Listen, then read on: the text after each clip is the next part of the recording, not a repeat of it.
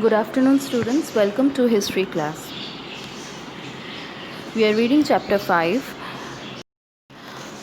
Our lesson for today's class is 5.4.2.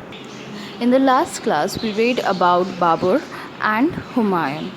In today's class, we will read about Akbar, the third emperor of Mughal Empire.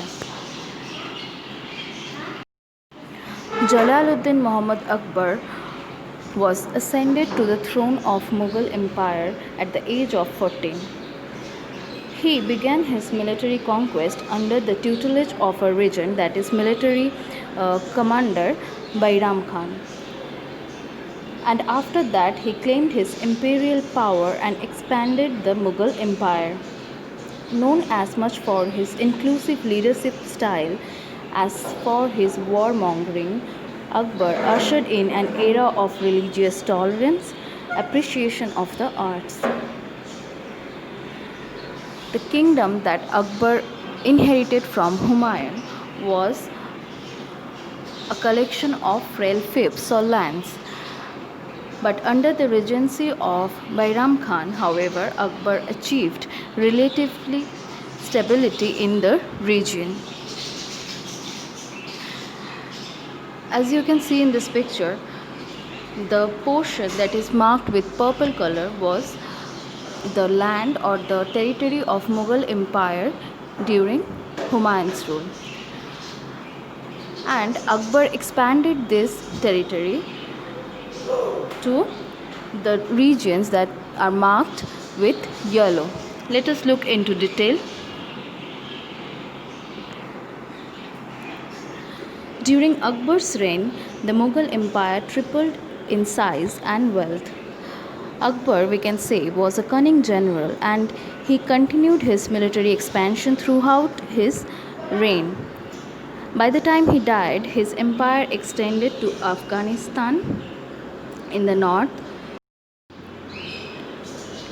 Sindh in the west, Bengal in the east, and Godavari River in the south.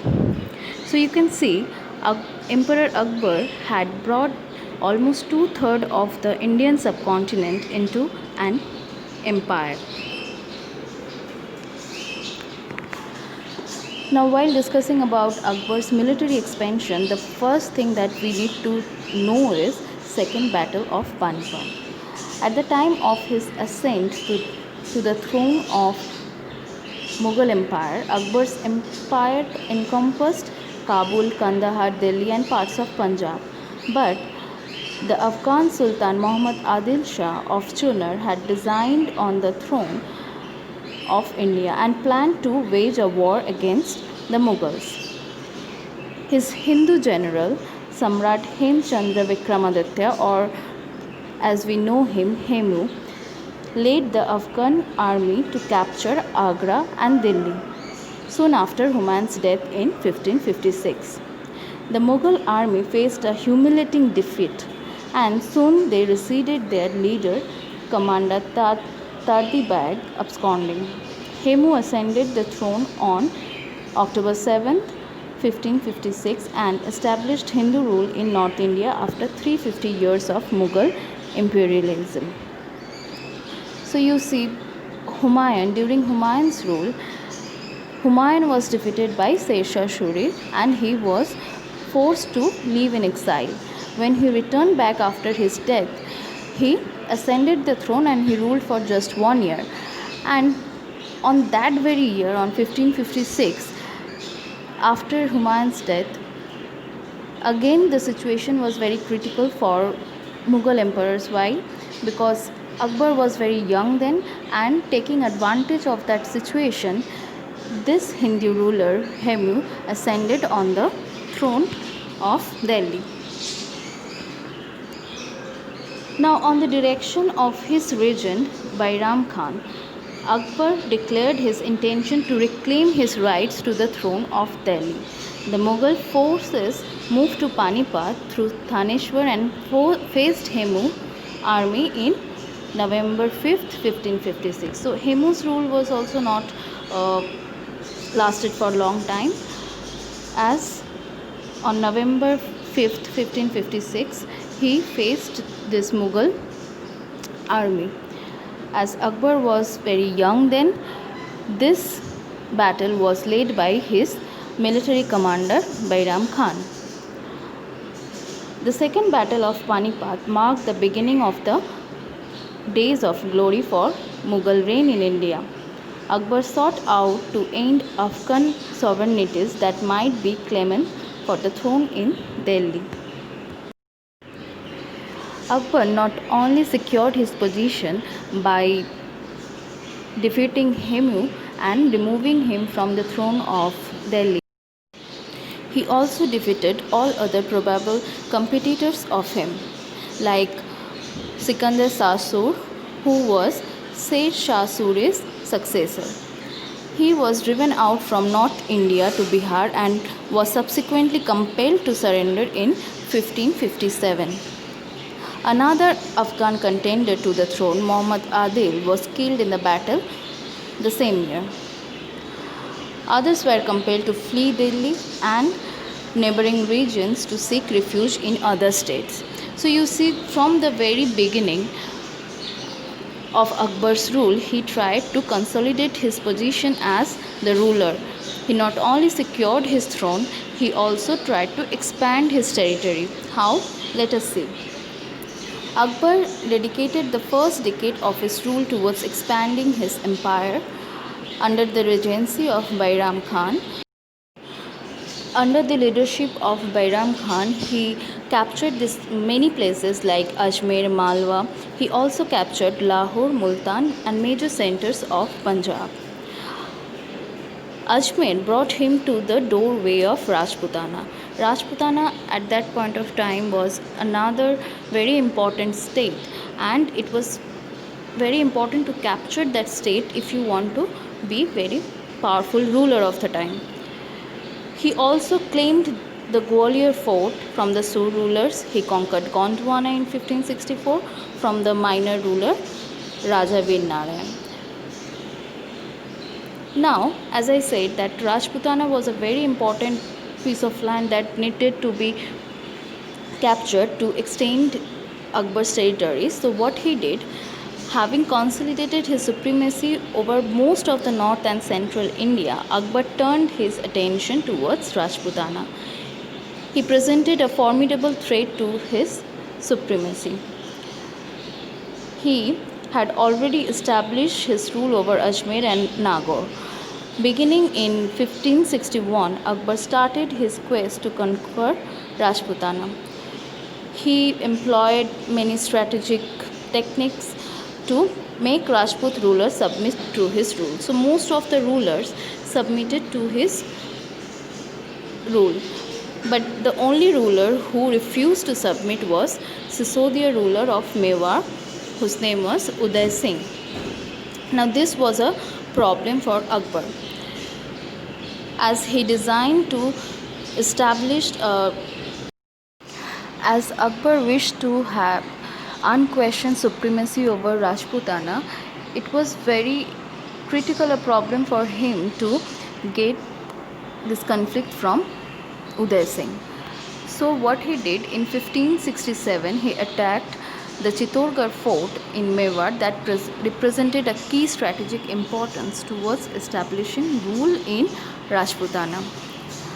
Now Uday Singh's chief Jaimal and Patta held off the Mughal forces for 4 months in 1568. So you can see that how powerful they were to defend themselves. Uday Singh was banished to the hills of Mewar. Other Rajput states like Ranthambore fell in the face of Mughal forces, but Rana Pratap, Uday Singh's son, put a formidable resistance to Akbar's expansion of power. He was the last of Rajput defenders and fought till his heroic end in the Battle of Haldighat in 1576. So you see, this Rajputana kingdom was very important for Akbar to capture and to extend his territory.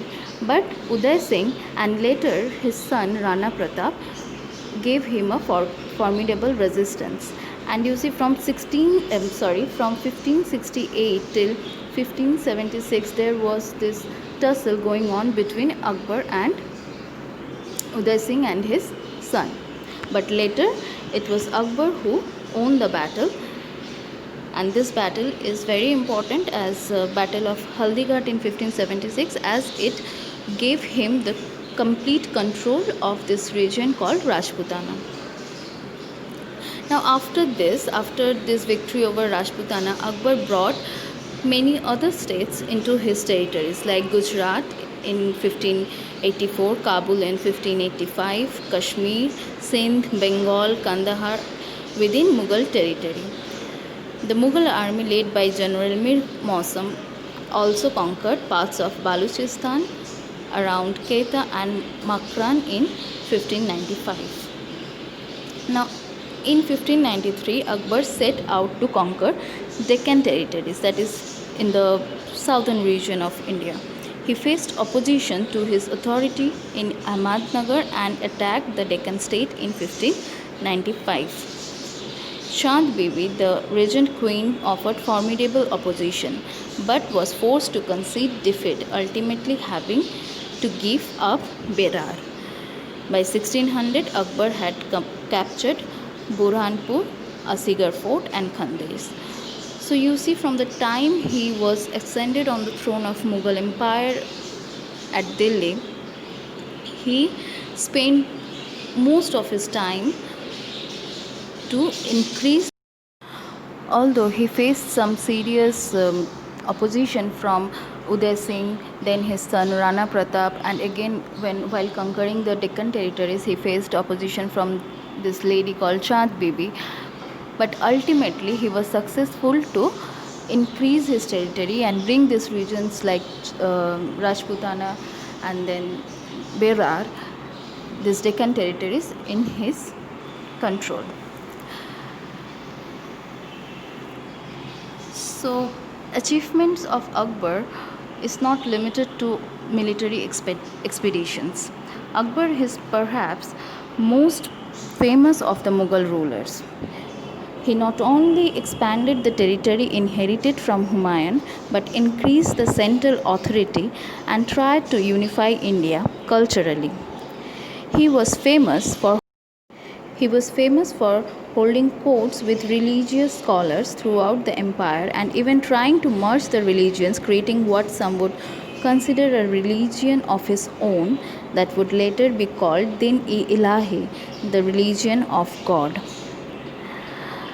Akbar died in 1605, and after his death, his son Jahangir ascended the throne of Mughal Empire.